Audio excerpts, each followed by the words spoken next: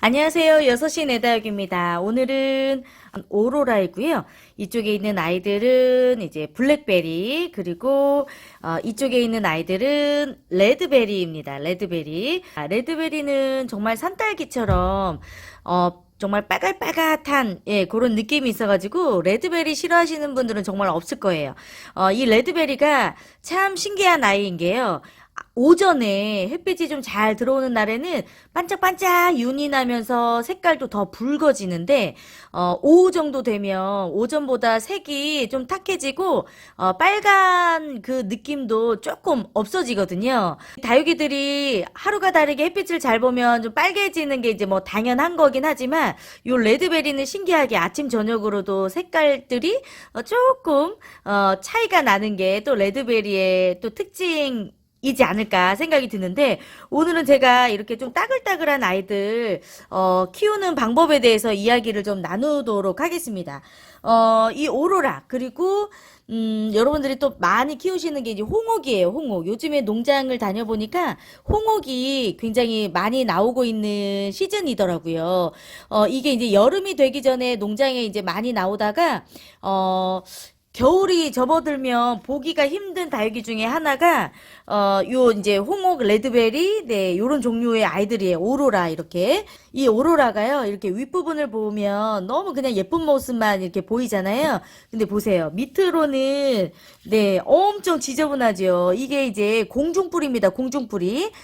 이 다육식물에는요. 뿌리가 두 가지 종류가 있는데 이렇게 그 흙 밑으로 화분 안에서 자라는 이 다육이 본체에 뿌리가 있고 물이 너무 부족했을 때 이렇게 줄기에서 공중에 있는 물기라도 흡수를 해서 성장을 하려고 뻗어 나오는 이런 공중 뿌리들이 있어요. 이게 물이 부족하거나 뿌리 상태가 좋아지지 않을 때 공중 뿌리가 많이 올라오는 경향이 있지만 다육이의 그 품종 특징상 이렇게 그 공중 뿌리가 많이 나오는 다육이들이 있는데 그 중에 하나가 바로 홍옥과 오로라, 레드베리 이런 종류들인 것 같아요. 이렇게 비슷하게 자라는 아이들도 청옥 이런 아이들 있잖아요. 근데 청옥은 또 이렇게까지 공중 뿌리가 많이 나오지 않는데 특히나 이렇게 오로라 그리고 홍옥 종류들이 진짜 공중 뿌리들이 엄청나게 많이 올라옵니다. 물이 부족해서 그런 거일 수도 있겠지만 물이 부족하지 않더라도 품종 자체가 이렇게 공중 뿌리가 정말 많이 나오는 품종이고요. 또 이제 에오니움 종류들 있잖아요. 그런 종류들도 공중뿌리가 좀 많이 올라오는 특징을 여러분들이 이제 알고 계시면 될 것 같고 이렇게 수간이 되게 얇잖아요. 이 오로라는 그래도 조금 성장을 한 아이이기 때문에 목대가 그래도 나름 이렇게 좀 굵어졌는데 더 어린 홍옥이나 오로라를 키우실 때에는 줄기가 더 얇잖아요. 이런 아이들은 이제 여름이 돌아오면 단수를 많이 시작을 하지만 꼭 단수를 해야 되는 계절에도 물을 챙겨줘야 되는 다육이 중에 하나가 바로 이런 홍옥이나 오로라 종류, 레드베리 종류라고 말씀을 드릴 수가 있을 것 같아요. 요 아이들이요, 수간이 워낙 얇다 보니까 단수를 해야 되는 계절에 한 달 이상 물을 주지 않으면 이 위쪽으로는 물이 마른 게 보이지가 않는데 이 밑으로 갈수록 가지가 굉장히 말라져 있는 거를 볼 수가 있습니다. 그렇게 되는 경우에는 이 중간에 수간이 말라버리면 다시 살릴 수가 없어요. 그냥 무조건 잘라서 새로 뿌리를 내려야 되는 상황이 오기 때문에 이렇게 수간이 얇은 아이들 뭐 이렇게 수간이 얇은 아이들이 라디칸스도 그렇잖아요. 여러분들이 이제 종류를 보시면 이렇게 따글따글하게 키우는 종류들의 특징이 바로 이렇습니다. 그렇기 때문에 꼭 물을 챙겨줘야 되는 다육이라는 거를 여러분들이 잊지 마셔야 될 것 같고 제가 레드베리를 그동안에 좀 실패했던 이유가 뭐냐면 이 위로는 늘 반짝반짝 귀염귀염 아주 땡글한 얼굴을 가지고 있으니까 물을 못 챙겨주는 주기가 있었어요. 그러다 보니까 이 위쪽으로는 아주 싱싱해 보일지라도 어느 날 갑자기 이렇게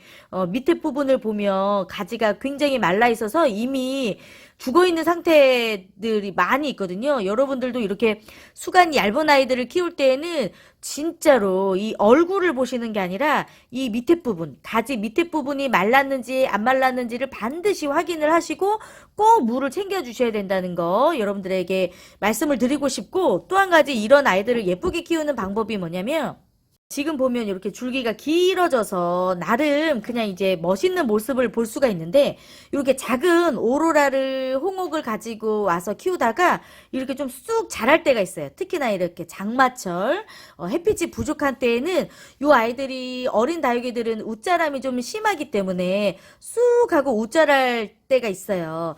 그런데 저는 개인적으로 이렇게 웃자라는 다육이들을 적심을 많이 하잖아요. 적심도 물론 때로는 필요할 수도 있겠지만, 적심을 하지 않아도 되는 다육이 중에 하나가, 저는 이렇게 줄기 하나로 쭉 자라는 아이들, 요런 아이들 예쁘게 그냥 이렇게 줄기를 키우는 것도 웃자라는 다육이를 멋지게 키우는 하나의 방법이 되기 때문에 시간이 걸려서 아주 예뻐지는 아이들 중에 하나이거든요.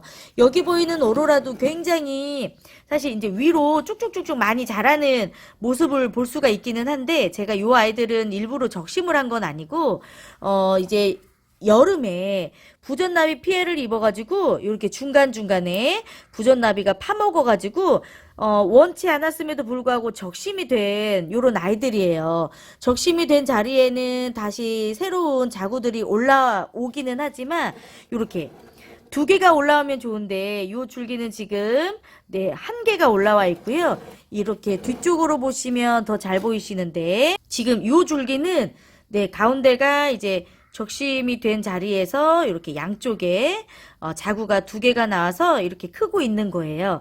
뭔가 얼굴수를 늘리고 싶다 하실 때에는 적심을 해서 얼굴수를 늘리는 것도 좋지만, 나름 너무 웃자람이 심하지 않은 상태에서 줄기가 조금 길어지는 느낌이 있다면 한 1, 2년 정도 더 예쁘게 키우셔서 아주 멋진 줄기 목대를 만드시는 것도 예쁘게 오로라나 이런 홍옥을 멋스럽게 키우는 방법 중에 하나가 될 수도 있을 것 같아요. 이거는 이제 여러분들이 어떻게 키워야 될지 취향에 따라서 많이 이제 다를 것 같은데, 적심을 하시려고 마음을 먹었다면 이런 줄기들이 아직은 좀 초록색일 때, 좀 싱싱할 때, 또 어린 다육일 때 일찍 적심을 해주시고, 내가 키우고 있는 다육이들이 한 2년 3년이 됐다 하실 때에는 적심보다는 그냥 줄기를 멋스럽게 키우시는 게 더 좋지 않을까 생각이 듭니다.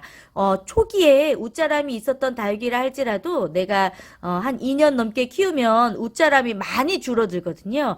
그때부터는 아주 야무지고 단단하게 키울 수 있는 또 품종이 되기 때문에 여러분들이 때에 맞춰서 선택을 한번 해보시는 것도 좋을 것 같아요. 이런 다육이들은 지저분하지 않게 수시로 이렇게 공중 뿌리를 정리를 해주시는 것도 좋습니다. 공중 뿌리가 많이 나올 때 걱정하시는 분들도 있는데요. 이런 품종들은 품종 자체가 이 공중뿌리가 많이 나오는 다육이기 때문에 너무 걱정을 하시지 않아도 될 것 같아요. 그런데 이제 공중뿌리가 평상시에 많이 안 나오다가 많이 생기는 이런 모습이 보일 때에는 물이 부족하거나 혹은 다육이의 뿌리 상태가 좋아지지 않았을 때 공중뿌리가 기본적으로 또 나온다, 이렇게 생각을 하셔도 또 다른 다육이들은 예쁘게 키울 수 있는 다육이 키우는 기본적인 상식이 또 될 수가 있을 것 같아요. 오늘은 이렇게 따글따글 귀염귀염한 아이들 또 특징에 대해서 이야기 나눠봤습니다. 저는 조금 더 오로라는 정리해줘야 될 것 같네요. 여러분들도 아마 올 봄에 새로 들이게 된 오로라, 홍옥, 이런 아이들이 있지 않을까 생각이 들어요. 정말 다육이를 키운다면 필수적으로 꼭 키우게 되는 아이들이 아닐까 생각이 듭니다. 예쁘게 관리해 주시면서 키워보셨으면 좋겠네요. 오늘은 여기에서 인사드리겠습니다. 오늘 다시 오겠습니다. 고맙습니다.